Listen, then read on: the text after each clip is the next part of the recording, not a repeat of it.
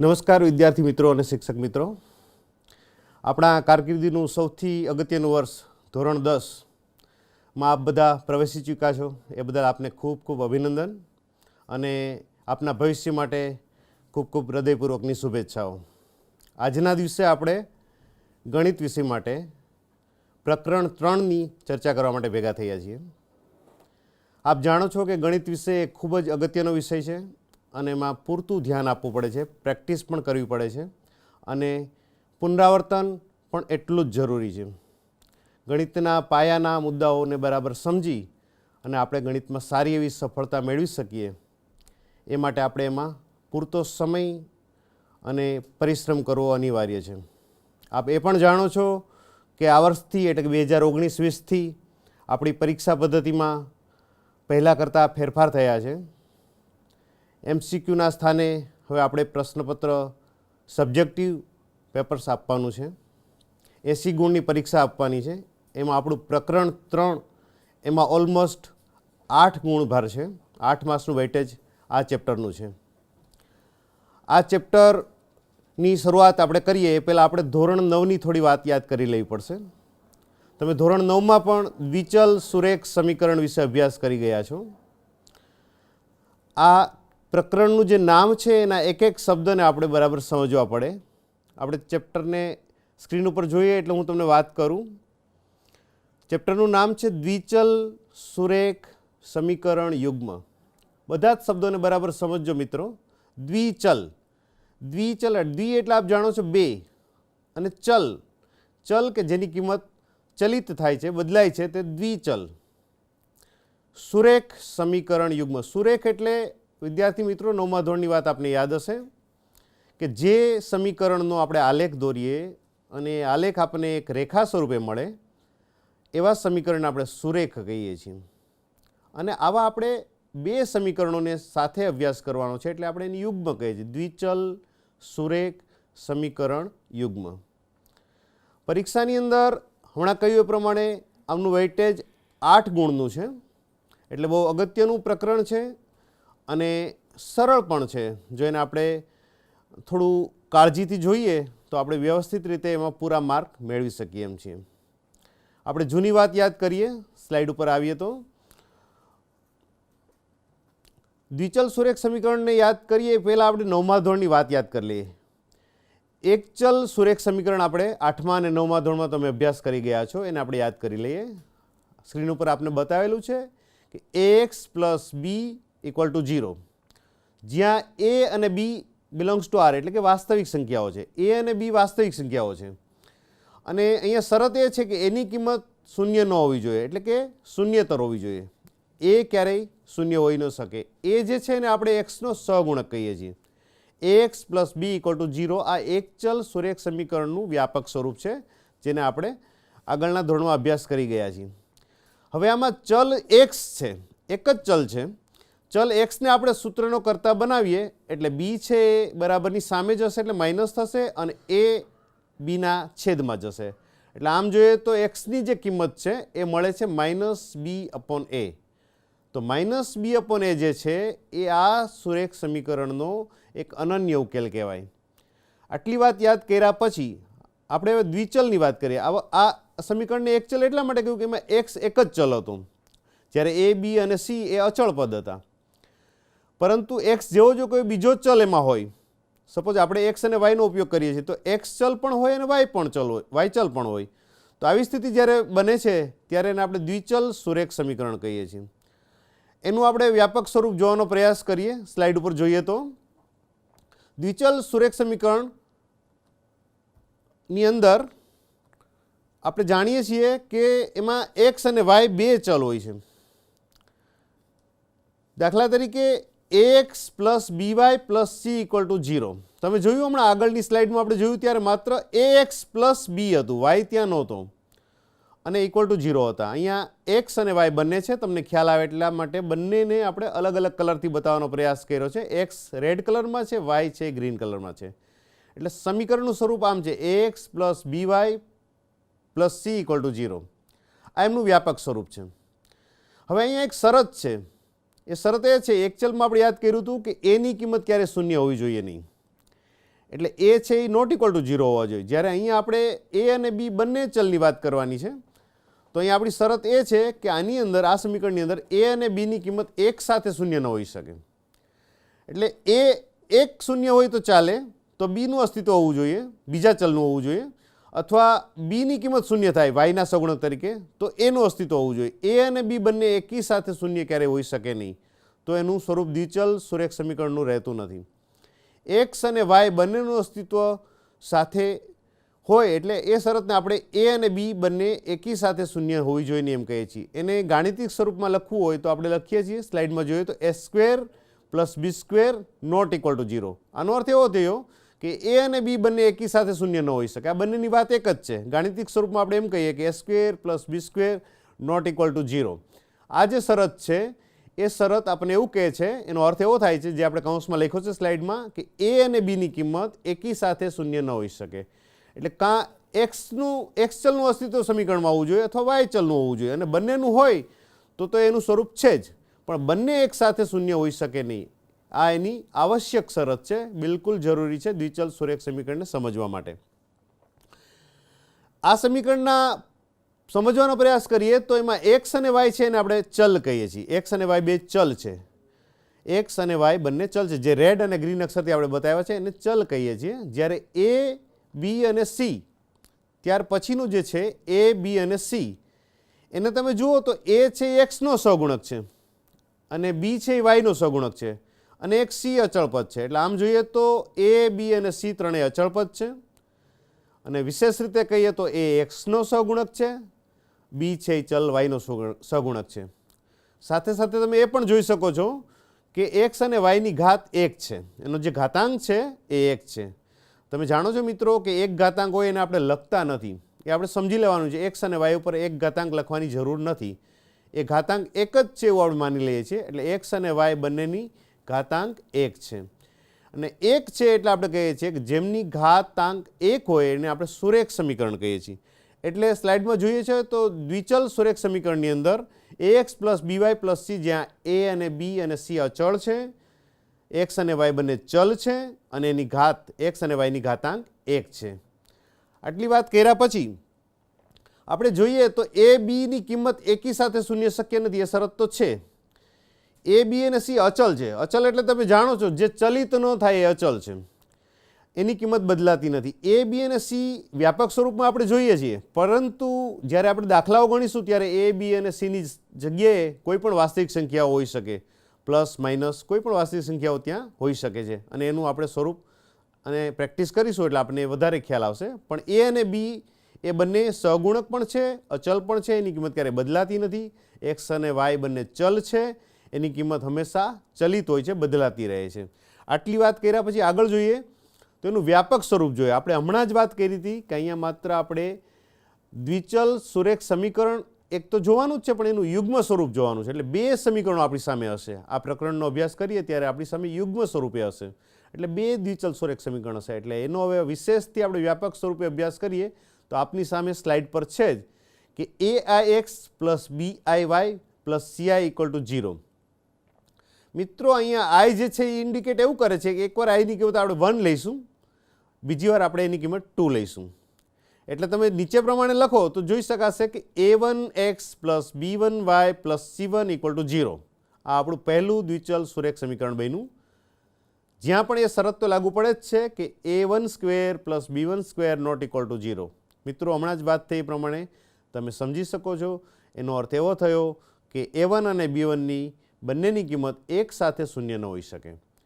એ જ રીતે જ્યારે આઈ બરાબર તમે 2 લ્યો એટલે એવું જ સેમ બીજું સમીકરણ મળે છે, a2x plus b2y plus c2 equal to 0. ત્યાં પણ એ જ શરત લાગુ પડે છે.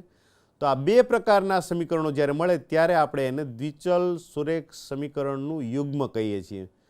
આ દ્વિચલ સુરેખ સમીકરણ યુગ્મનો અભ્યાસ આપણે આ પ્રકરણમાં કરવાનો છે. મિત્રો આશા રાખું છું કે આપને આનું વ્યાપક સ્વરૂપ બરાબર સમજાઈ ગયું છે. મિત્રો બરાબર યાદ રાખજો, દ્વિચલ એટલે ત્યાં બે ચલ છે. સામાન્ય રીતે આપણે એક્સ અને વાયથી ઓળખીએ છીએ, પણ એ ચલ ક્યારેક એ અને બી, એક્સ અને વાય, પી અને ક્યુ કોઈ પણ સ્વરૂપમાં હોઈ શકે, પરંતુ બે ચલ હોય છે, બાકીના બધા અચલ છે. એ અને બીની કિંમત એકી સાથે શૂન્ય હોતી નથી. આટલી વિગતોને બરાબર અભ્યાસ કર્યા પછી હવે આપણે દ્વિચલ સુરેખ સમીકરણના આગળના સ્વરૂપમાં જોઈએ તો હું તમને એક ઉદાહરણ સમજાવવાનો પ્રયાસ કરું. આપના હાથમાં ગણિત અને વિજ્ઞાનના પુસ્તકો તો આવી જ ગયા છે. એ પુસ્તકોના કિંમતને ધ્યાનમાં લઈને આપણે એક સમીકરણ બનાવવાનો પ્રયાસ કરીએ અને એના આધારે તમને દ્વિચલ સુરેખ સમીકરણ સમજવામાં થોડી વધુ સરળતા રહેશે. તમે જોઈ શકો છો કે ધોરણ 10ની જે ગણિત છે આપણી અને વિજ્ઞાન એની કિંમત ₹375 છે. એટલે એક ગણિત અને એક વિજ્ઞાન આપણે લઈએ, ગણિતની એક ટેક્સ્ટબુક આપણે લઈએ અને વિજ્ઞાનની એક ટેક્સ્ટબુક લઈએ તો એની બંનેની સંયુક્ત કિંમત ₹375 થાય છે.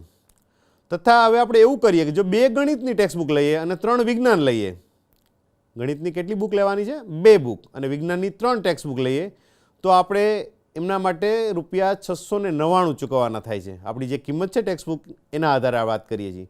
તમે સમજી ગયા મિત્રો કે 10મા ધોરણની ગણિતની અને વિજ્ઞાનની તમે ટેક્સ્ટબુક માર્કેટમાંથી લેવા જશો તો બંને બુક લેવા માટે તમારે ₹375 ચૂકવવા પડશે. માર્કેટમાંથી લઈએ ત્યાંની વાત કરી છે. અને જો 2 ગણિત અને 3 વિજ્ઞાન તમે લ્યો તો ₹699 દેવા પડે છે. આ એક માહિતી છે. આ માહિતીના આધારે આપણે સમીકરણ બનાવવાનો પ્રયાસ કરીએ. દ્વિચલ સુરેખ સમીકરણને સમજવાનું એક સરળ ઉદાહરણ છે. હવે તમે જુઓ, આપણે ધારી લઈએ, આપણને ખ્યાલ છે ગણિતમાં આપણે હંમેશા ધારણા ઊભી કરીએ છીએ. એટલે આપણે કહીએ કે ચાલો ગણિતની કિંમત કેટલી છે આપણને ખબર નથી, વિજ્ઞાનની અલગ ખબર નથી, માત્ર 375 આપણે ચૂકવ્યા. તો આપણે ધારી લઈએ કે ધારો કે ગણિતની કિંમત ₹X છે. જો મિત્રો એક્સ તમને યાદ આવી ગયું હશે, એ ચલ છે એટલે જ આપણે એને રેડ કલરમાં પહેલેથી ઇન્ડિકેટ કર્યો છે. અને એ જ રીતે વિજ્ઞાનની કિંમત ₹Y છે એવું આપણે ધારી લઈએ છીએ. હવે આપણને જે માહિતી આપી છે એના આધારે તમે જુઓ 2 સમીકરણો આપણને બહુ સ્પષ્ટ મળે છે. એક ગણિત અને એક વિજ્ઞાન લઈએ એટલે ગણિતની કિંમત X, વિજ્ઞાનની કિંમત Y. એટલે પહેલું સમીકરણ તો આપણને સ્પષ્ટ મળ્યું કે X + Y = 375.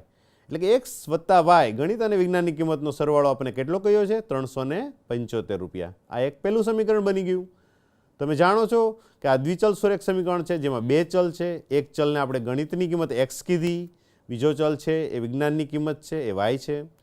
હવે આપણને ઉદાહરણમાં રકમમાં બીજી પણ એક માહિતી આપી છે. શું કહ્યું છે કે 2 ગણિત અને 3 વિજ્ઞાન હોય તો એની કિંમત સંયુક્ત રીતે ₹699 થાય છે. એટલે 2 ગણિત હોય એટલે તમે સમજો છો કે હવે એક્સની આગળ આપણે 2 લગાડવા પડશે, કારણ કે 2 ગણિતની કિંમત હોય તો ગણિતની કિંમત આપણે 2 વડે ગુણવા પડે. માની લો કે ગણિતની કિંમત ₹100 હોય એક ગણિતની, અને આપણે માર્કેટમાં 2 ગણિત લેવા જાય તો 100 × 2 એટલે ₹200 આપણે આપવા પડે. એટલે 2 ગણિત હોય તો આપણે હવે કહીશું 2x, અને વિજ્ઞાન આપણે 3 લેવાની છે એવી વાત છે. તો વિજ્ઞાનની આગળ વિજ્ઞાનની જે કિંમત છે જેને આપણે ચલ y કહ્યો છે એમાં કહીશું 3y. એટલે 2x + 3y. 2 ગણિત અને 3 વિજ્ઞાનની સંયુક્ત કિંમત આપણને ઉદાહરણમાં આપી છે ₹699. તો આપણને આ બીજું સમીકરણ મળી ગયું. એટલે દ્વિચલ સુરેખ સમીકરણ યુગ્મનું આ એક સુંદર ઉદાહરણ છે જેથી તમને ખ્યાલ આવે કે ગણિત અને વિજ્ઞાનની ચોપડી એક એક લઈએ તો 375 એ એક સમીકરણ આપે છે. 2 ગણિત અને 3 વિજ્ઞાન લઈએ તો આપણે ₹699 ચૂકવવા પડે છે, તો આપણને બીજું સમીકરણ મળે છે. મિત્રો, આપેલી માહિતી ઉપરથી સમીકરણ કેમ બનાવવું એના માટેનું આ એક સરળ ઉદાહરણ છે જેથી ખ્યાલ આવે કે જે વિગતો આપણને આપેલી છે એના આધારે આપણે ચલ ધારી લઈએ અને ચલ ધાર્યા પછી એને આપણે સમીકરણમાં રૂપાંતરણ કરીએ. આપણને 2 દ્વિચલ સુરેખ સમીકરણ આ ઉદાહરણમાં મળ્યા જે આપણને આગળ જતાં ખૂબ જ ઉપયોગી થવાના છે. એના આધારે જ આપણે બીજી બધી સમજો મેળવવાની છે. આગળ વાત કરીએ તો આ જે સમીકરણનું સ્વરૂપ બન્યું, હવે તમે જુઓ તો બંનેને સાથે જ્યારે આપણે જોઈએ છીએ તો એ સમીકરણ દ્વિચલ છે અને બંને અલગ અલગ છે એટલે જોડમાં છે. એટલે હવે આપણે કહી શકીએ કે આ જે બંને સમીકરણની જે જોડ છે જેને આપણે યુગ્મકરણ કહીએ છીએ એ દ્વિચલ સુરેખ સમીકરણ યુગ્મ છે. એને દ્વિચલ સુરેખ સમીકરણ યુગ્મ કહેવાય. હવે તમે સમજી ગયા હશો કે આપણે આ વાતને કેવી રીતે સમજીએ. જો તમે મિત્રો વ્યાપક સ્વરૂપને યાદ કરશો તો તમે પહેલા સમીકરણમાં જોશો તો x અને y નો સહગુણક 1 છે. એનો અર્થ એવો થયો અહીંયા a અને b ની કિંમત 1 છે. જ્યારે બીજા સમીકરણમાં તમે જોશો તો x નો સહગુણક 2 છે. એટલે કે આપણું વ્યાપક સ્વરૂપ જોશો તો ત્યાં a હતો, એટલે અહીંયા a ની કિંમત 2 થાય છે એટલે a = 2 અને એ જ રીતે b = 3 મળે છે. એટલે આપણને સહગુણકો પણ આના આધારે શોધવામાં સરળતા રહે છે, સમજાય છે. આગળ વાત કરીએ, બીજું એક ઉદાહરણ લઈએ. આપણી ટેક્સ્ટબુકમાં આ ઉદાહરણ આપેલું છે. આ ઉદાહરણની વાત રકમ પહેલાં સમજી લઈએ પછી આગળની વાત કરીએ. અખિલા નામનું એક પાત્ર છે. અખિલા નામની એક દીકરી છે. એ ગામના મેળામાં ફરવા જાય છે અને ચગડોળમાં બેસે છે. જો તમને માહિતી આપી છે બરાબર સમજજો. અખિલા એક ગામની અંદર મેળો લાગ્યો છે, એમાં ચગડોળમાં બેસવા જાય છે. તો એ ચગડોળમાં બેસે છે તો એનો ખર્ચ ₹3 થાય છે. ₹3 એને ચગડોળમાં બેસવા માટે ખર્ચવા પડે છે. અને જો હુપલાની રમત રમે, તમે કદાચ હુપલાનું નામ સાંભળ્યું હશે મિત્રો. હુપલાની રમત એટલે તમે મેળામાં ક્યારેક જોઈ હશે, ટીવીની સિરિયલમાં પણ કદાચ જોઈ હોય. જુદી જુદી વસ્તુઓ રાખેલી હોય અને એ વસ્તુઓ ઉપર આપણે આપણી રિંગને પસાર કરી અને ફેંકીએ અને રિંગ જે વસ્તુ ઉપર પડે, જેના ઉપર માની લો કે કોઈ સાબુ છે અથવા કોઈ વસ્તુ છે એના ઉપર આપણી રિંગ ફેંકવાથી પડે છે, તો આ જે રમત છે એને આપણે હુપલાની રમત કહીએ છીએ. એટલે રિંગ જે વસ્તુ ઉપર કેન્દ્રિત થાય, જેના ઉપર પડે છે એ વસ્તુ આપણને મળે છે. આને હુપલાની રમત કહેવામાં આવે છે. મેળામાં આવી રમતો તમે જોઈ હશે, એના વિશે તમે સાંભળ્યું હશે. તો અખિલા છે એ ચગડોળમાં બેસે છે અને હુપલાની રમતમાં પણ જુએ છે. આપણે રકમને જોઈએ હજુ આગળ સ્લાઇડ ઉપર. તો હુપલાની રમત રમવાનો ખર્ચ ₹4 છે. જો ચગડોળમાં બેસવાનો ખર્ચ ₹3 છે, હુપલાની રમત રમવાનો ખર્ચ ₹4 છે અને તેણે આ માટે કુલ ₹20 ખર્ચા. એટલે મેળામાં એણે ₹20નો ખર્ચો કર્યો. હવે આપણને ખબર નથી કે એણે કેટલી વાર ચગડોળમાં બેઠા, કેટલી વાર હુપલાની રમત રમી, એ આપણને ખ્યાલ નથી. પણ એનો ટોટલ ચગડોળમાં બેસવાનો અને હુપલામાં રમત રમવાનો એનો ખર્ચ થયો ₹20. તો આ જે વાત છે એને આપણે સમીકરણના સંદર્ભમાં આગળ વધારીએ તો હવે તમે રકમને બરાબર યાદ રાખજો કે એનો કુલ ખર્ચ ₹20 થયો હતો. હવે આગળ જે વાત આપી છે એ બહુ મહત્વની છે મિત્રો. તે શું કહે છે કે તે એટલે કોણ? અખિલા જેટલી વખત હુપલાની રમત રમી તે સંખ્યા એ ચગડોળ પરની સવારીની સંખ્યાથી અડધી છે. એટલે કહેવાનો અર્થ એવો થયો કે ચગડોળ ઉપર જેટલી વાર બેઠી હશે, ચગડોળમાં જેટલા એણે રાઉન્ડ માર્યા હશે, સવારી કરી હશે, એના કરતાં હુપલાની રમત રમવાની સંખ્યા અડધી છે. ઉદાહરણ તરીકે તમને એમ કહું કે માની લો કે અખિલા 10 વાર ચગડોળમાં બેઠી, તો એનો અર્થ એવો થયો કે હુપલામાં એ 5 વાર રમત રમી હશે. કારણ કે હુપલાની રમત રમી તે ચગડોળમાં બેસવાની સંખ્યા કરતાં અડધી છે. આપણે આ માહિતી આપી છે કે ચગડોળમાં જે બેસવાની સંખ્યા છે એ હુપલાની જે રમત રમી એના કરતાં ચગડોળની રમત કરતાં એની સંખ્યા અડધી છે. હવે પ્રશ્ન આપણે એ પૂછ્યો છે કે અખિલાની ચગડોળમાં બેસવાની અને હુપલાની રમત રમવાની સંખ્યા કેવી રીતે નક્કી કરીશું? આપણને જનરલ માહિતી આપી કે અખિલા ચગડોળમાં બેસે છે, હુપલામાં બેસે છે, એના માટેનો કુલ ખર્ચ એને ₹20 થયો. અને બીજું એ કીધું કે જેટલી વાર એ ચગડોળમાં બેઠી હશે એના કરતાં અડધા વખત હુપલા રમી છે. તો આ માહિતીના આધારે આપણે એનો સમીકરણ બનાવવાનો પ્રયાસ કરીએ. જેમ ગણિત વિજ્ઞાનનું ઉદાહરણ છે એવું જ આ ઉદાહરણ છે. આપના માટે કદાચ નામ હુપલા અજાણ્યું હોઈ શકે, પણ હુપલા એક રમત છે અને આપણે રમતની રીતે સ્વીકારી લઈએ. કુલ ખર્ચ આપ્યો છે. તો હવે શું કરી શકાય આગળ જોઈએ. હવે જુઓ, આપણે વાત હમણાં જ થઈ કે ગણિતમાં તો ધારણા ઉપર જ વાત કરવાની છે. તો અખિલાની ચગડોળમાં બેસવાની જે સંખ્યા છે એને આપણે x કહીએ. આપણે અખિલા જે ચગડોળમાં કેટલી વાર બેઠી આપણે જાણતા નથી, તો એને આપણે x ધારી લઈએ છીએ. અને અખિલા હુપલાની રમત કેટલી વાર રમી એ પણ જાણતા નથી, એટલે આપણે એને y કહી દઈએ.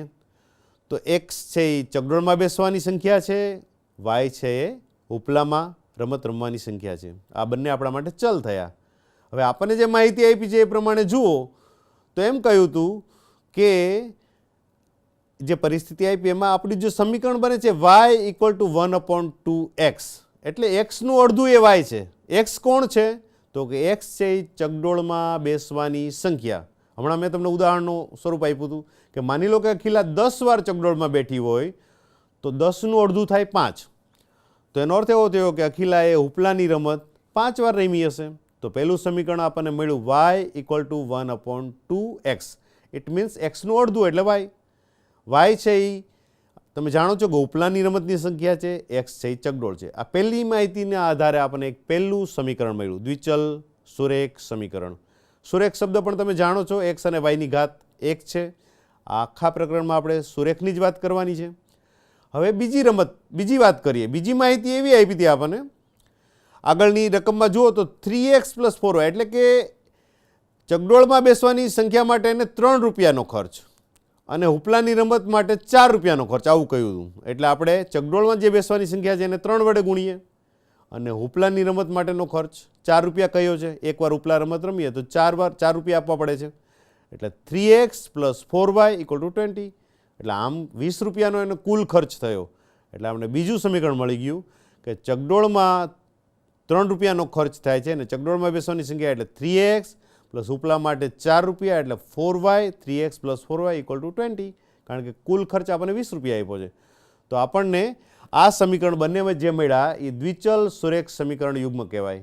પહેલું સમીકરણ જે છે y = 1/2x, બીજું છે 3x પ્લસ 4y = 20. આ બીજું સમીકરણ છે. આગળ જોઈએ એમાં જ.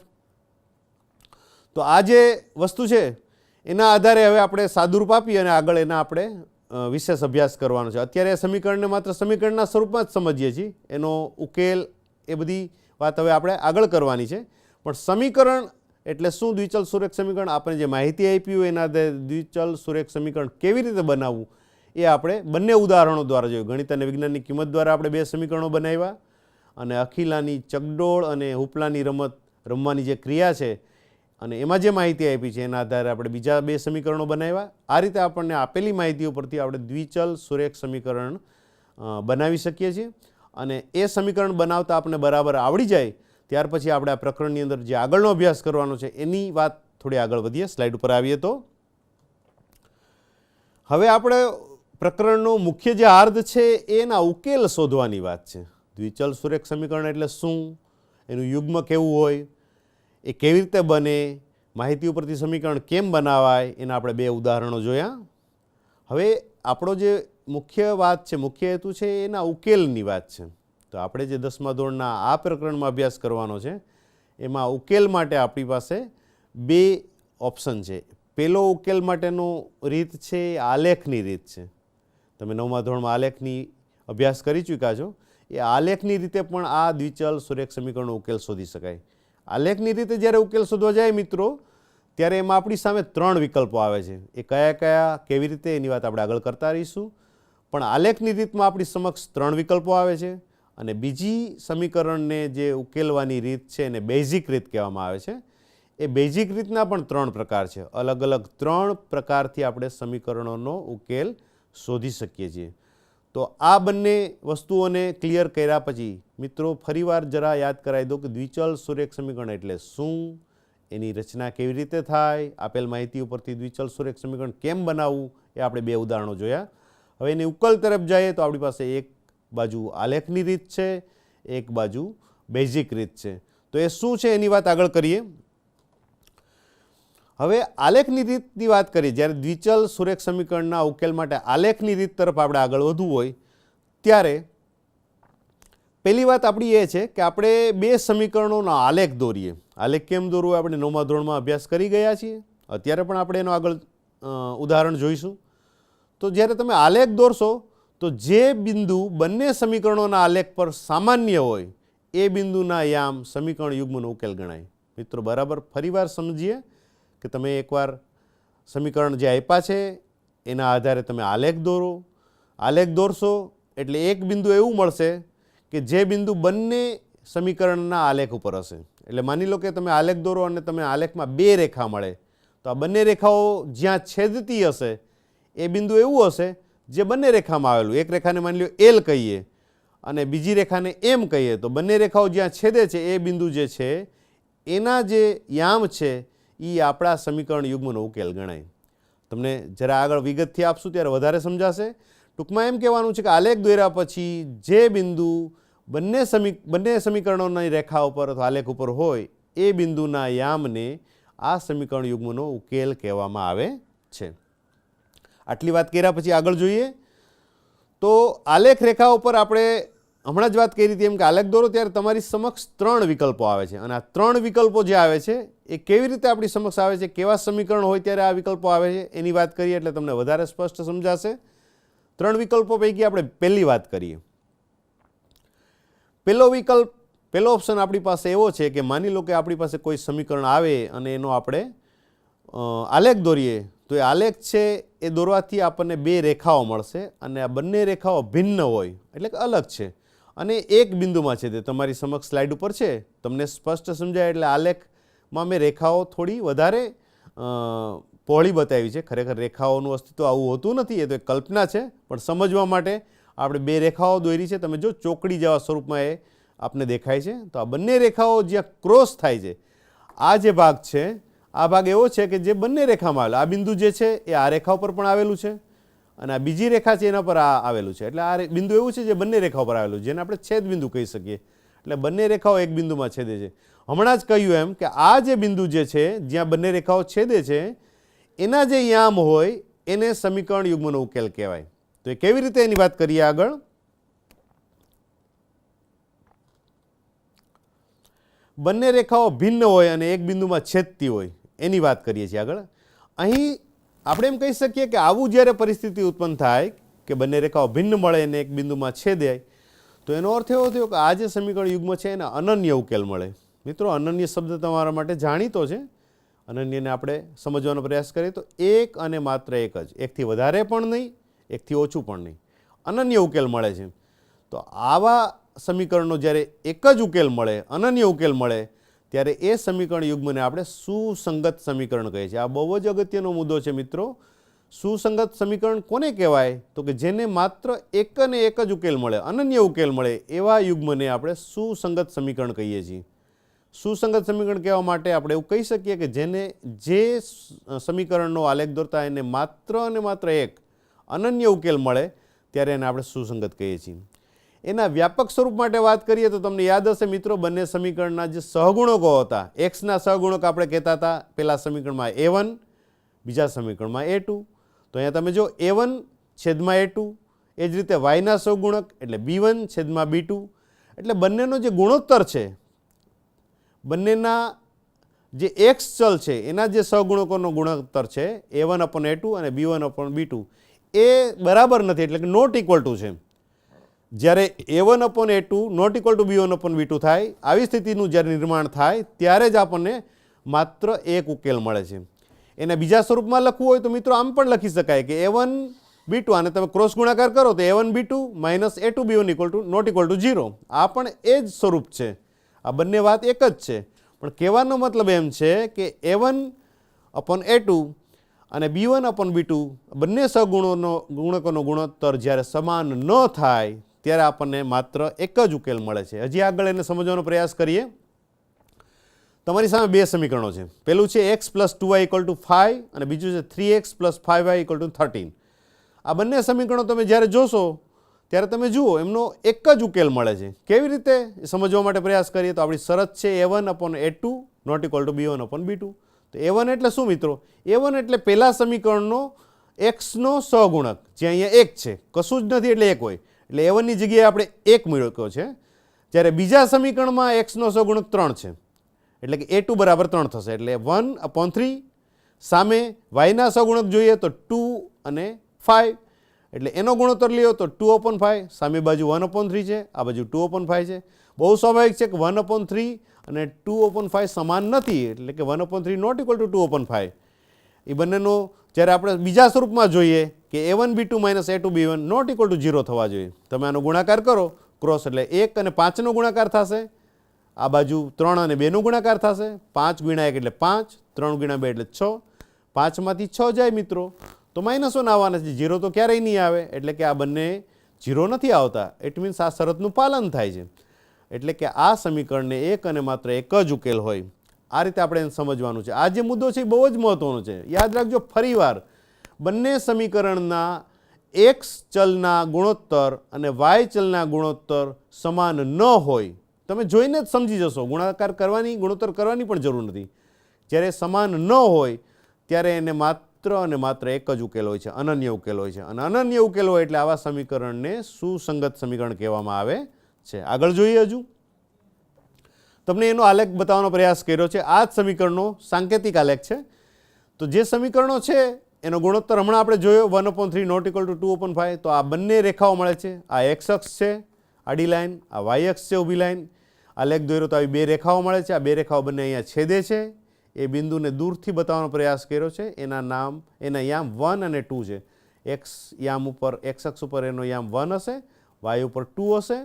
એટલે આ જે બિંદુ છે એ બિંદુ એનો ઉકેલ છે. એના યામ કોણ? તો કે 1 અને 2. એક્સની કિંમત 1 હશે, વાયની કિંમત 2. ઇટ મીન્સ મિત્રો આ જે સમીકરણ બંને છે એનો ઉકેલ ગણ, આપણે ઉકેલ જે છે એ આપણને મળે છે 1 અને 2. મીન્સ એક્સની કિંમત 1, વાયની કિંમત 2. આ એક વિકલ્પને સમજ્યા પછી તમને ખ્યાલ આવી ગયો હશે કે આપણે આલેખને કેવી રીતે સમજવાનો છે. હવે બીજો વિકલ્પ જોઈએ મિત્રો. એવું પણ બને ને કે આપણે આલેખ દોરીએ અને એવું બને કે બંને રેખાઓ એકબીજાને છેદે જ નહીં. બંને રેખાઓ એકબીજાને છેદતી ન હોય, એટલે પહેલાં સમાંતર હોય, રેલવેના પાટાની જેમ એક બાજુમાં આવી જાય. તો એ આકૃતિ તમને દેખાય છે સ્લાઇડ ઉપર. આ બંને રેખાઓ છે. માની લો કે આપણી પાસે સમીકરણ છે. પહેલા સમીકરણની રેખા આવી મળે છે, બીજા સમીકરણની રેખા આવી મળે છે. આ બંને રેખાઓ એકબીજાને છેદતી જ નથી, સમાંતર છે. તો હવે છેદતી જ ન હોય તો ઉકેલ કેવી રીતે હોય? આપણી શરત એવી છે કે એવું બિંદુ કે જે બંને રેખામાં હોય એ આપણો ઉકેલ હોય. તો અહીંયા તો એક પણ બિંદુ એવું નથી કે જે બંને રેખામાં હોય. એવું તો ખાલી ગણ કહેવાય, કારણ કે એક પણ બિંદુ બંને રેખામાં આવેલું નથી. આવી પરિસ્થિતિનું પણ નિર્માણ થાય. આ બીજો વિકલ્પ છે આપણી સામે. પહેલામાં શું થયું હતું? બંને રેખાઓ એકબીજાને એક બિંદુમાં છેદતી હતી, જ્યારે અહીંયા બંને રેખાઓ એકબીજાને છેદતી જ નથી, સમાંતર છે. તો એવા કિસ્સામાં શું હોઈ શકે એની વાત આગળ કરીએ. સ્લાઇડ ઉપર જોઈએ તો એનો અર્થ એવો થયો મિત્રો, જો તમે જાણો છો ઉકેલ ગણ છે એ ખાલી ગણ છે, કારણ કે એક પણ બિંદુ મળતું નથી. તો એમ કહેવાય કે આ સમીકરણ યુગ્મને એક પણ ઉકેલ ન મળે. આગળ આપણે એમ કહ્યું હતું એને અનન્ય ઉકેલ મળ્યો. અહીંયા આપણે ના પાડીએ છીએ કે એમને ઉકેલ મળતો નથી.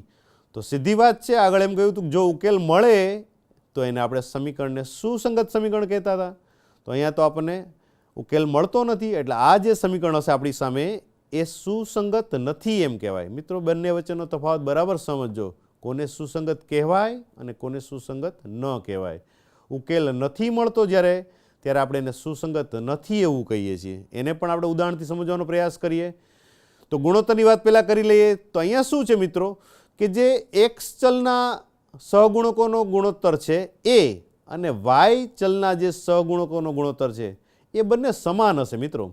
એટલે કે A1/A2 અને B1/B2નો ગુણોત્તર સમાન થાય છે. આગળના વિકલ્પમાં આપણે અહીંયા નોટ ઇક્વલ ટુ કહેતા હતા, ના પાડતા હતા.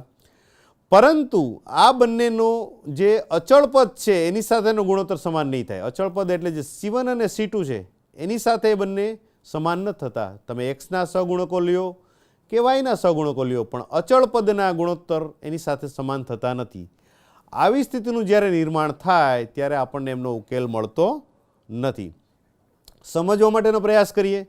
તમે જુઓ એક સમીકરણ છે 3x + 4y = 10, બીજું છે 3x + 4y = 15. મિત્રો સમીકરણ જોઈને જ આપણને ખ્યાલ આવી જાય કે આવું કેવી રીતે બની શકે. જે સમીકરણની ડાબી બાજુ એટલે કે 3x + 4y બંનેમાં સમાન હોય તો એની બંનેની અલગ અલગ કિંમત કેવી રીતે હોઈ શકે? એકમાં 10 હોય ને એકમાં 15 હોય. એ વાસ્તવિક રીતે શક્ય જ નથી. પણ આપણે એને સમીકરણના સંદર્ભમાં જોઈએ, શરતના સંદર્ભમાં જોઈએ તો તમે જુઓ એક્સનો સહગુણક તો કે 3/3, વાયનો સહગુણક 4/4, એટલે બંનેનો ગુણોત્તર લ્યો તો 1 આવશે જે સમાન છે. પણ જ્યારે અચળ પદ એટલે કે C1 C2 10 અને 15 એનો ગુણોત્તર તમે જ્યારે લેશો, 10/15 લેશો તો એનો ગુણોત્તર જે છે એ આના ગુણોત્તર સાથે સમાન નથી થતો, કારણ કે આનો ગુણોત્તર આપણને 1 મળ્યો. જ્યારે આનો ગુણોત્તર તમે સાદુરૂપ આપશો તો 2/3 આવશે. તો 1 અને 2/3 બંને સમાન કેવી રીતે હોઈ શકે? એ સરખા નથી. એટલે આ શરતનું અહીંયા પાલન થાય છે. માટે આપણે એમ કહી શકીએ કે આ સમીકરણને એક પણ ઉકેલ મળે નહીં. એને આપણે આકૃતિના સંદર્ભમાં સમજવાનો પ્રયાસ કરીએ. તો જુઓ મિત્રો એ જ સમીકરણ છે 3x + 4y = 10 અને 3x + 4y = 15. આ બંને રેખાઓ આપણને પરસ્પર સમાંતર મળી. તમે જુઓ આ x અક્ષ છે, આ y અક્ષ છે. એક રેખા થોડી વધારે ડાર્ક છે, એક લાઇટ છે. આ બંને રેખાઓ આપણને એવી મળે છે કે તમે એને અનંત સુધી જોશો તો એ ક્યાંય બંને એકબીજાને છેદવાની નથી. એનો અર્થ એવો થયો આ બંને રેખા એકબીજાને છેદતી નથી, એટલે કે બંને વચ્ચે હોય એવું એક પણ બિંદુ નથી, એટલે એમને એક પણ ઉકેલ નથી. એટલા માટે જ એમને આપણે સુસંગત નથી એવું કહીએ છીએ. એટલે આવી પણ બીજા વિકલ્પમાં વાત મળે. પહેલા વિકલ્પમાં આપણને એવી બે રેખાઓ મળી જે બંને એકબીજાને છેદતી હતી. બીજા વિકલ્પમાં આપણે એવી સ્થિતિ આવીને ઊભા રહ્યા કે બંને રેખાઓ એકબીજાને છેદતી નથી, સમાંતર છે, તો એને ઉકેલ મળતો નથી. હજુ પણ આપણી પાસે એક ત્રીજો વિકલ્પ છે મિત્રો. એવી પરિસ્થિતિનું પણ નિર્માણ થાય કે આપણે આકૃતિ જે આપણને સમીકરણ આપ્યા એના આધારે આપણે આલેખ દોરવાનો પ્રયાસ કરીએ. સ્લાઇડ ઉપર જોઈએ તો બંને રેખાઓ એકબીજા ઉપર સંપાતી હોય. સંપાતી શબ્દ આપણા માટે થોડો નવો હોઈ શકે. સંપાતી એટલે બંને સમીકરણ માટે આપણને એક જ રેખા મળે. જે પહેલું સમીકરણ છે એની જે આલેખ રેખા દોરીએ અને બીજું જે સમીકરણ છે એની રેખા દોરીએ તો બંને એકબીજા ઉપર સંપાતી છે, એટલે એક ઉપર બીજી રેખા આવેલી છે. એટલે આમ તમે જુઓ તો જાણે બંને રેખા એક જ થઈ જાય છે. ભલે છે અલગ અલગ સમીકરણની રેખાઓ પણ એકબીજા ઉપર રહેલી છે, એટલે આપણે એને સંપાતી કહીએ છીએ. એટલે આમ જોવો તો આપણને એક જ રેખા મળે છે. આવી પરિસ્થિતિનું નિર્માણ થાય. પહેલા વિકલ્પમાં ચોકડી જેવો આકાર મળતો તો બંને છેદતા હતા. બીજામાં આપણે એવી વાત કરી કે બંને સમાંતર છે, બંને એકબીજાને છેદતી નથી, માટે એને ઉકેલ ન મળ્યો. હવે ત્રીજો વિકલ્પ જે આપણી પાસે છે એમાં એવું બને છે કે બંને સમીકરણની રેખાઓ એક જ સ્વરૂપમાં મળે છે, એક ઉપર બીજી સંપાતી હોય એવો આપણને આકાર મળે છે. આવી સ્થિતિનું નિર્માણ થાય ત્યારે આપણે શું કહીશું? અને ઉકેલ છે એમ કહીશું કે ઉકેલ નથી એમ કહીશું? આ પ્રશ્ન મિત્રો તમારે વિચારવા જેવો છે કે બંને રેખાઓ એકબીજાને જો એક બિંદુમાં છેદે તો આપણે એમ કહ્યું એને એક ઉકેલ હોય, અનન્ય ઉકેલ હોય. બીજા વિકલ્પમાં એમ કહ્યું કે બંને રેખાઓ સમાંતર છે, એકબીજાને છેદતી નથી, તો આપણે એમ કહીએ છીએ કે એમને એક પણ ઉકેલ નથી. પણ આ ત્રીજી પરિસ્થિતિ તો એવી આવી કે અહીંયા એક રેખા ઉપર બીજી રેખા સંપાતી છે, એક ઉપર બીજી રેખા રહેલી છે. તો એના ઉકેલ માટે તમે શું વિચારી શકો છો? જો આપણે આગળ જોવાનો પ્રયાસ કરીએ. બંને માટે એક જ રેખા આપણને મળે છે. આ સ્થિતિની વાત છે. તમે જુઓ કે એક રેખા જે છે એ થોડી મોટી બતાવી છે, એની ઉપર બીજી રેખા છે એ થોડી નાની બતાવી, એટલે તમને ખ્યાલ આવે એક ઉપર બીજી રેખા સંપાતી રહેલી છે. અહીં તમને એરોની મદદથી ખ્યાલ આવશે કે આ એક નાની રેખા છે જે આમ તો અનંત સ્વરૂપે જ હોય છે, પણ સમજવા માટેની વાત છે. એના ઉપર એક બીજી રેખા રહેલી છે. એક જ ઉપર બીજી રેખા જ્યારે રહેલી હોય આવી પરિસ્થિતિને સંપાતી રેખા કહે છે. હવે આપણી ઉકેલ માટેની વાત વિચારીએ મિત્રો, તો આપણો સમીકરણના ઉકેલ માટે આપણે એવું કહ્યું હતું કે જે બિંદુ બંને રેખામાં રહેલું હોય એ બિંદુના યામને સમીકરણ યુગ્મના ઉકેલ કહેવાય. હવે અહીંયા તો વાત એવી છે કે બધા જ બિંદુઓ બંને રેખામાં રહેલા છે, કારણ કે રેખા જ એકબીજા પર સંપાતી છે, એટલે એનો અર્થ એવો થયો કે બધા જ બિંદુઓ બંનેમાં રહેલા છે. એટલે આવી પરિસ્થિતિનું જ્યારે નિર્માણ થાય ત્યારે આપણે એમ કહી શકીએ કે એના બધા જ બિંદુઓ જે છે એ રેખાના એ સમીકરણના ઉકેલ છે. રેખા પરના તમામ બિંદુ, બધા જ બિંદુઓ એનો ઉકેલ ગણાય. અને આ સમીકરણ યુગ્મનો ઉકેલ અનંત આવે છે. પહેલા વિકલ્પમાં એક ઉકેલ હતો, અનન્ય હતો. બીજામાં આપણે એમ કહ્યું કે એનો ઉકેલ જ નથી. જ્યારે ત્રીજી પરિસ્થિતિમાં આપણે એવો સામનો કરીએ છીએ કે ત્યાં બધા જ બિંદુ એવા છે જે એમનો ઉકેલ છે. એટલે એનો અર્થ એવો થયો કે અહીંયા એને ઉકેલ તો મળે છે, પણ એક નહીં, બે નહીં, ત્રણ નહીં, અનંત કોઈ પણ સમીકરણમાં આવી પરિસ્થિતિનું જ્યારે નિર્માણ થાય ત્યારે એનો ઉકેલ અનંત ગણ છે. હવે અનંત ગણ હોય ત્યારે ઉકેલ તો છે જ, એટલે આપણે એને સુસંગત તો કહેવું જ પડશે. સુસંગત તો છે જ, કારણ કે ઉકેલ તો મળે છે, પણ અહીંયા એને અનંત ઉકેલ મળે છે મિત્રો. એટલે એના માટે આપણે એક વિશેષ એમના માટે શબ્દ વાપરીએ છીએ કે આવા સમીકરણ યુગ્મને આપણે સુરેખ અવલંબી કહીએ છીએ.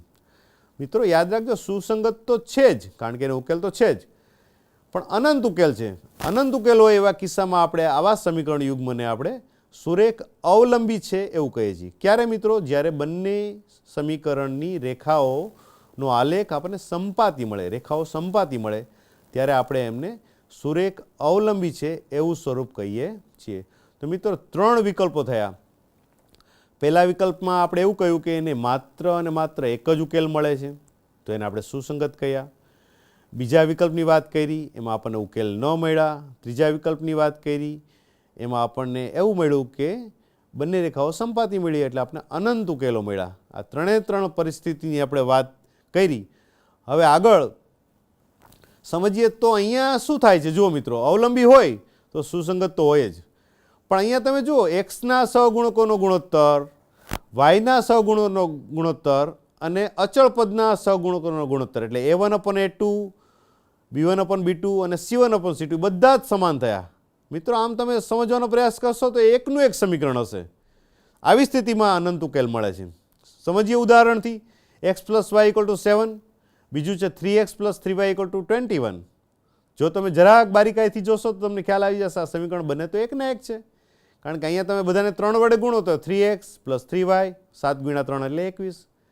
તો આવી જ્યારે પરિસ્થિતિ તમે એને જોઈને જ ઓળખી જશો ત્યારે બંને રેખાઓ આપણને સંપાતી મળશે. 3/3નો ગુણોત્તર જો મિત્રો, x માટે 1/3, y માટે પણ 1/3 અને અચળ પદ માટે 7/21, એટલે એ પણ એકચ્યુઅલી 1/3 જ છે. તો બધા જ ગુણોત્તર આપણે સમાન મળ્યા. અને આ સમાન મળે ત્યારે આપણે એમ કહેશું કે એનો આલેખ, એની રેખાઓ આલેખમાં સંપાતી મળે અને એને અનંત ઉકેલ ગણ હોય, અને એથી એને સુરેખ અવલંબી કહેવાય છે. એ જ ઉદાહરણનો આલેખ છે એને જોવાનો પ્રયાસ કરીએ તો તમે જુઓ ત્રણેય ગુણોત્તર 1/3, વાય માટે 1/3 અને અચળ માટે 7/21, એટલે એ પણ 1/3 છે. આનો જ્યારે ઉકેલ દોરીએ, તમે જુઓ આ એક મોટી રેખા બતાવી છે, એની ઉપર તમને નાની વચ્ચે ડાર્ક રેખા પણ દેખાય છે. એ બંને રેખાઓ એકબીજા પર સંપાતી છે, એટલે એક જ રેખા ઉપર બીજી રેખા રહેલી હોય. આવી સ્થિતિનું જ્યારે નિર્માણ થાય ત્યારે આપણે એને સંપાતી રેખા એવું કહીએ છીએ. અને ફરીવાર યાદ કરાવું કે બધા જ બિંદુ એવા છે, અહીંથી શરૂ કરીને તમે ઠેક સુધી જાઓ, અનંત સુધી જાઓ, તો એ બધા જ બિંદુઓ બંને રેખાઓ પર રહેલા હશે. એટલે એમ કહેવાય કે આને તો અનંત ઉકેલ છે, અને એટલે જ આપણે એને સુરેખ અવલંબી કહીએ છીએ. તો અનંત ઉકેલ અને સુરેખ અવલંબી, આ વાતને આપણે થોડી ફરીવાર સમજવાનો પ્રયાસ કરીએ જુદી રીતે. તો આપણી સામે છે દ્વિચલ સુરેખ સમીકરણ. તો દ્વિચલ સુરેખ સમીકરણ માટે આપણે બે પ્રકારના વિકલ્પ જોયા. એક એવો વિકલ્પ આપણને મળે છે કે એને ઉકેલ હોય, સમીકરણને ઉકેલ હોય, અને બીજો વિકલ્પ છે એને ઉકેલ ન હોય. આ બે રસ્તા છે આપણી પાસે, કાં ઉકેલ હોય કાં ઉકેલ ન હોય. હવે જો ઉકેલ હોય તો આપણે એને સમીકરણને સુસંગત સમીકરણ કહીએ છીએ, આપ જાણો છો.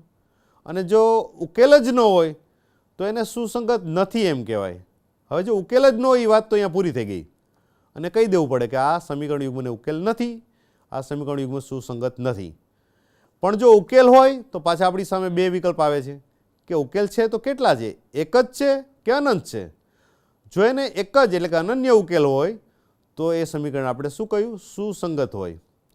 પણ માની લો કે એના ઉકેલ અનંત હોય, હમણાં જ જોઈએ, તો અનંત હોય ત્યારે એને આપણે સુરેખ અવલંબી કહીએ છીએ. આ સુરેખ અવલંબી શબ્દ માત્ર અનંત ઉકેલ વખતે જ આપણે વાપરીશું. પણ એટલું ખરું કે સુરેખ અવલંબી હોય તો એ સુસંગત તો હોય જ છે. એટલે કે ચિત્રાત્મક રજૂઆતને ટૂંકમાં સમજવાનો પ્રયાસ કરીએ તો સમીકરણ માટે બે ચાન્સ છે, ઉકેલ હોય અથવા ઉકેલ ન હોય. ઉકેલ હોય તો બે ચાન્સ છે, અનન્ય હોય એટલે એક જ હોય, અને અનંત હોય તો અવલંબી હોય. એટલે મને એવું લાગે છે મિત્રો કે આલેખની રીતે ઉકેલ માટે તમે આ વાતને બરાબર સમજી ગયા હશો. એને આપણે હજી આગળ વધારે સમજવા માટે એક ઉદાહરણ લઈએ, આગળ સ્લાઇડ ઉપર જોઈ લઈએ.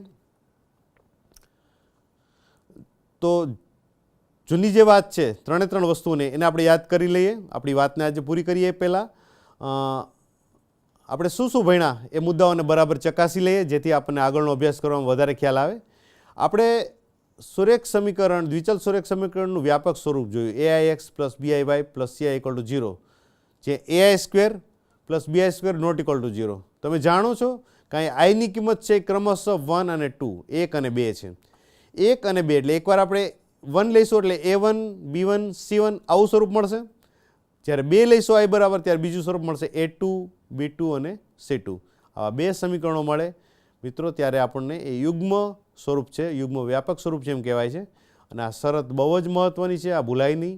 એ શરતને શબ્દોમાં યાદ કરીએ તો આ AI² plus BI² not equal to 0 એવું કહે છે કે A અને B એટલે X અને Y બંનેની કિંમતો એક સાથે શૂન્ય ન હોઈ શકે. એટલે આપણો જે Xનો સહગુણક છે A, Yનો સહગુણક છે B, એ બંનેની કિંમત એકી સાથે શૂન્ય હોઈ શકે નહીં.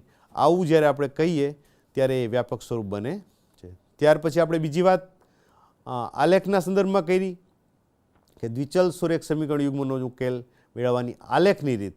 આલેખની રીતમાં આપણે ત્રણ વિકલ્પો જોયા. એક પહેલી વાત એ કરી કે રેખાઓ પરસ્પર છેદે તો તેને અનન્ય ઉકેલ હોય, અને એને આપણે સુસંગત સમીકરણ કહીએ છીએ. આકૃતિને મનમાં યાદ કરો મિત્રો કે રેખાઓ જ્યારે પરસ્પર છેદે એટલે આપણને ચોકડી જેવો આકાર મળે આલેખમાં રેખાઓનો, ત્યારે આપણે એને એમ કહીએ કે એક જ બિંદુમાં છેદે છે એટલે આપણે એને અનન્ય ઉકેલ છે એવું કહીએ છીએ. અને અનન્ય ઉકેલ હોય ત્યારે આવા સમીકરણ યુગ્મને આપણે સુસંગત સમીકરણ યુગ્મ કહીએ છીએ. આ આલેખની રીતમાં આપણે પહેલો વિકલ્પ જોયો, ત્યાર પછીની વાત કરી બીજા વિકલ્પની વાત. બીજો વિકલ્પ આપણી પાસે એવો આવ્યો કે જેમાં આપણે આલેખ દોર્યો તો આલેખ એવો મળ્યો કે એ બંને રેખાઓ એકબીજાને છેદતી જ ન હોય, એટલે કે સમાંતર હોય. આવી સ્થિતિનું નિર્માણ થાય ત્યારે આપણે એમ કહી શકીએ કે આનો ઉકેલ કેવી રીતે શોધવો, કારણ કે એક પણ બિંદુ એવું નથી જે બંને રેખાઓમાં હોય. જ્યારે બંને રેખાઓની અંદર હોય એવું એક પણ બિંદુ ન મળે તો આપણે એમ કહેવું પડે કે આ સમીકરણને ઉકેલ મળતો નથી. અને ઉકેલ જો ન મળે તો ત્યારે આપણે એને સુસંગત નથી એવું કહીએ છીએ. પહેલા વિકલ્પમાં આપણે એમ કહ્યું હતું કે સુસંગત છે, કારણ કે ત્યાં આપણને અનન્ય ઉકેલ મળતો હતો. જ્યારે બીજા વિકલ્પમાં આપણે એમ કહીએ છીએ કે સુસંગત નથી. સુસંગત એટલા માટે નથી કારણ કે આપણને એમનો ઉકેલ મળતો નથી. આ બંને વિકલ્પો એકબીજાની વિરુદ્ધ છે. એકમાં એક ઉકેલ મળે છે, બીજામાં આપણને એક પણ ઉકેલ મળતો નથી.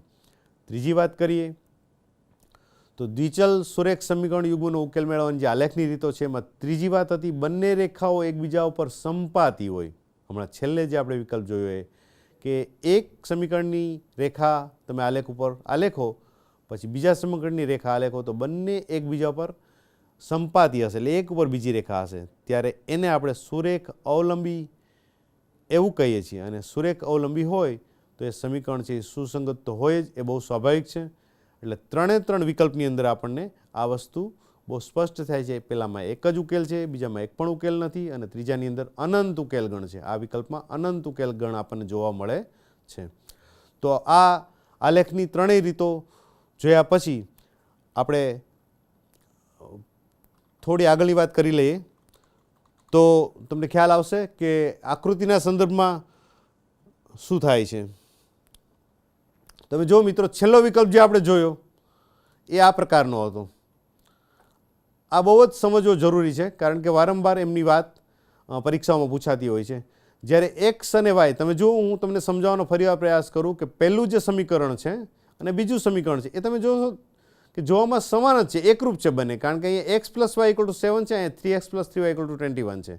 એટલે તમે 3 વડે પહેલા સમીકરણને ગુણો તો બંને સમીકરણ સમાન થઈ જશે, અથવા બીજા સમીકરણને 3 વડે 3થી કોમન કાઢો તો એ પહેલાં જેવું થઈ જશે.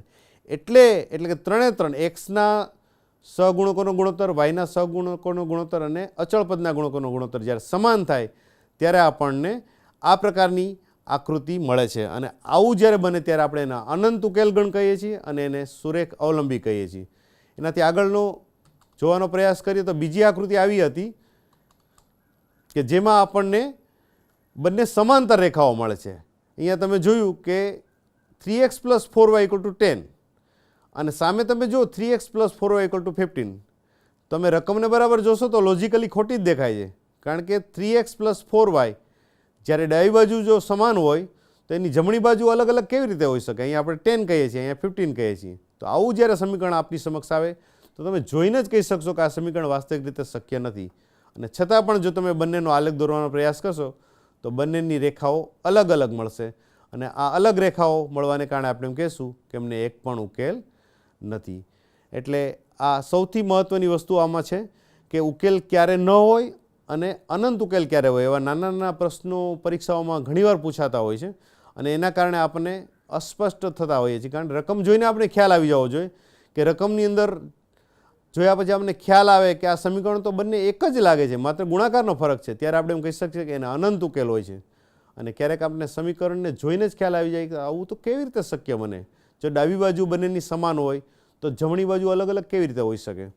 તો આપણે એમ કહી શકું એને એક પણ ઉકેલ મળે નહીં. આવો આપણને ટૂંકા પ્રશ્નો, આપણી જે નવી પેપર સ્ટાઇલ આવવાની છે એમાં જે ટૂંકા પ્રશ્નો છે એવા સમજ આધારિત હશે તો એનો તમે સારી રીતે ઉકેલ આપી શકો, સારી રીતે જવાબ આપી શકો. મને એવું લાગે છે કે દ્વિચલ સુરેખ સમીકરણનું પરિચય, પછી એના ઉકેલના સંદર્ભમાં આપણે વાત કરી તો આલેખની રીતની વાત ચર્ચા કરી કે આલેખમાં આપણી સમક્ષ 3 વિકલ્પો છે અને આ ત્રણેય વિકલ્પોના ઉદાહરણ, એની આકૃતિઓ, એમની લાક્ષણિકતાઓ, એમને શું કહેવામાં આવે છે એની આપણે વાત કરી. આ બધી વાતો તમને આગળનું જે આપણે અભ્યાસ કરવાનો છે એમાં આપણને ખૂબ જ ઉપયોગી થશે. મને આશા છે કે આપ સૌ આ બધી વસ્તુઓને બરાબર સમજી લેશો. આપની જે ટેક્સ્ટ બુક છે એને આધારિત આપના શિક્ષકો સાથે ચર્ચા કરી એમની સાથે સમજ મેળવી અને આમાં પ્રેક્ટિસ કરશો, જેથી આપણને આગળના જે મુદ્દાઓ જે ભણવાના છે એમાં આપણને વધારે ઉપયોગી થશે, વધારે સરળતાથી સમજી શકાશે. આજની વાતને આપણે અહીં વિરામ આપીએ. આભાર.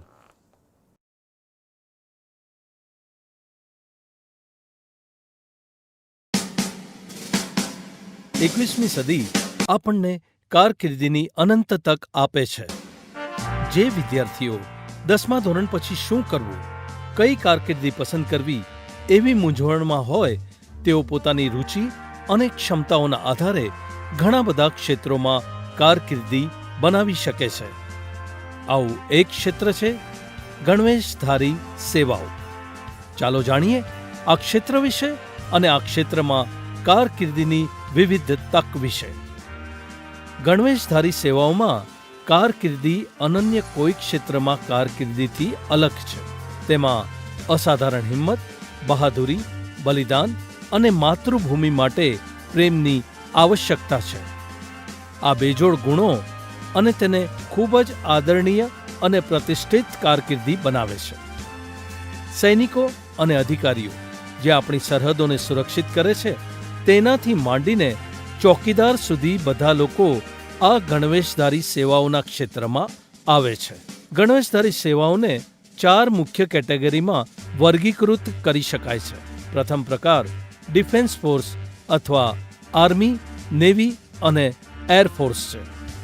બીજા પ્રકારમાં અર્ધલશ્કરી દળોનો સમાવેશ થાય છે, એટલે કે ભારતીય કોસ્ટગાર્ડ, આસામ રાઇફલ્સ અને સ્પેશિયલ ફ્રન્ટિયર ફોર્सेस. ત્રીજા પ્રકારમાં કેન્દ્ર અને રાજ્ય સશસ્ત્ર પોલીસ દળો છે. તેમાં મુખ્યત્વે central reserve police force, border security force, Indo Tibetan border police, central industrial security force, સશસ્ત્ર સીમા બલ, રેલવે પ્રોટેક્શન ફોર્સ અને સ્ટેટ રિઝર્વ પોલીસ ફોર્સનો સમાવેશ થાય છે. અને ચોથા પ્રકારમાં સિવિલ ડિફેન્સ ઓર્ગેનાઇઝેશન, હોમગાર્ડ અને ફાયર બ્રિગેડ સેવાઓનો સમાવેશ થાય છે. વય અને શિક્ષણની વિવિધ લાયકાતોના આધારે આમાંની કોઈ પણ સેવામાં જોડાવવું શક્ય છે. આ ક્ષેત્રે માનસિક અને શારીરિક રૂપે ફિટ હોવું જરૂરી છે. 12મું ધોરણ પૂર્ણ કર્યા પછી 17 થી 21 વર્ષની વયની વચ્ચે કોઈ પણ વ્યક્તિ ફિટનેસ ટેસ્ટ, મેડિકલ ટેસ્ટ અને લેખિત પરીક્ષા માટે લાયક છે, જે ગણવેશધારી સેવાઓમાં પ્રવેશવા માટે ફરજિયાત છે. શારીરિક સૌષ્ઠવ, કઠિન પરિશ્રમ, પ્રકૃતિ અતિ મહત્વના છે. કોઈ પણ વ્યક્તિ જે આ માપદંડ પાર કરે છે તે સૈનિક અથવા કોન્સ્ટેબલ તરીકે સશસ્ત્ર દળો, પોલીસ અથવા અર્ધલશ્કરી દળોમાં જોડાવા માટે લાયક છે. નિયમિત રીતે પ્રકાશ થતી ભરતી જાહેરાતો પર નજર રાખવી જરૂરી છે. સંરક્ષણ બળોમાં એટલે આર્મી, નેવી અને એરફોર્સમાં જોડાવા માટે 12મા ધોરણ પછી એનડીએ પ્રવેશ પરીક્ષા આપવાનો વિકલ્પ ઉપલબ્ધ છે. આ પરીક્ષા યુપીએસસી દ્વારા લેવામાં આવે છે. આર્મીમાં જોડાવા માટે કોઈ પણ પ્રવાહમાંથી 12મું ધોરણ પૂર્ણ કર્યા પછી અરજી કરી શકાય છે. જો કે નેવી અને એરફોર્સમાં જોડાવા માટે 12મા ધોરણમાં ગણિત અને ભૌતિકશાસ્ત્ર હોવું ફરજિયાત છે. પ્રવેશ પરીક્ષાને પાસ કર્યા પછી એસએસબી ઇન્ટરવ્યૂ અને તબીબી પરીક્ષણ આવશ્યક છે. એન્જિનિયરિંગ અથવા અન્ય કોઈ ક્ષેત્રમાં ગ્રેજ્યુએશન કર્યા પછી દળોમાં જોડાવાની ઘણી રીતો છે. જે વિદ્યાર્થીઓ ગ્રેજ્યુએશન દરમિયાન 3 વર્ષ ઉત્તમ ગ્રેડ સાથે એનસીસી પૂર્ણ કરે છે, તેમને લેખિત પરીક્ષામાંથી છૂટ મળે છે. ગ્રેજ્યુએશન પછી એરફોર્સ અથવા સીડીએસ માટે AFCAT જેવી પરીક્ષાઓ આપવાનો વિકલ્પ છે, જે ભારતીય military academy, India navy academy અને એરફોર્સ એકેડમીમાં પ્રવેશ મેળવવા માટે મદદ કરે છે. કોઈ પણ અધિકારી તાલીમ એકેડમી દ્વારા શોર્ટ સર્વિસ કમિશનમાં જોડાઈ શકે છે. 12મા ધોરણ પછી તબીબી અભ્યાસક્રમોમાં જોડાઈને સશસ્ત્ર દળો દ્વારા આવશ્યક તબીબી સેવાઓમાં જોડાઈ શકે છે.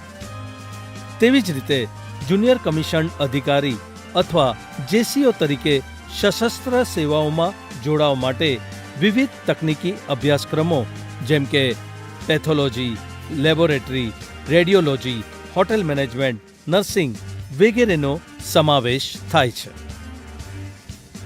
પોલીસ સેવાઓમાં જોડાવા માટે સમયાંતરે તેમની ભરતી ડ્રાઈવ દ્વારા આવવું ફરજિયાત છે. ગ્રેજ્યુએશન પૂર્ણ કર્યા પછી જીપીએસસી અથવા યુપીએસસી પરીક્ષાઓ દ્વારા અધિકારીઓની ભરતી કરવામાં આવે છે. સીબીઆઈ, આરએડબલ્યુ અથવા આઈબી માટે પસંદગી પણ યુપીએસસી દ્વારા થાય છે. ટ્રાફિક પોલીસ વિભાગ દ્વારા ભરતી માટે સમાન પ્રક્રિયા અનુસરવામાં આવે છે. પોલીસ દળોમાં જોડાયા પછી બહુવિધ આંતરવિભાગીય કારકિર્દીની તક છે, જેને ઝડપી શકીએ છીએ. કારકિર્દીનો અન્ય રસ્તો છે સીધા ગણવેશધારી સેવાઓમાંથી સંબંધિત નથી તે ખાનગી સિક્યોરિટી એજન્સીઓ જે સ્થાનિક રીતે કાર્ય કરે છે.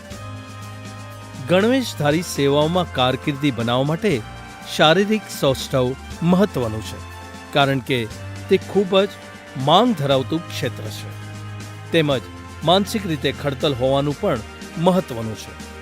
વર્તમાન સમાચાર અને ગતિવિધિઓમાં પણ રુચિ ધરાવવું મહત્વનું છે. આ ક્ષેત્રોમાં ઉપલબ્ધ રુચિ, ક્ષમતાઓ અને અસંખ્ય તકના આધારે તમારા સપનાની કારકિર્દી પસંદ કરવાનું શક્ય છે.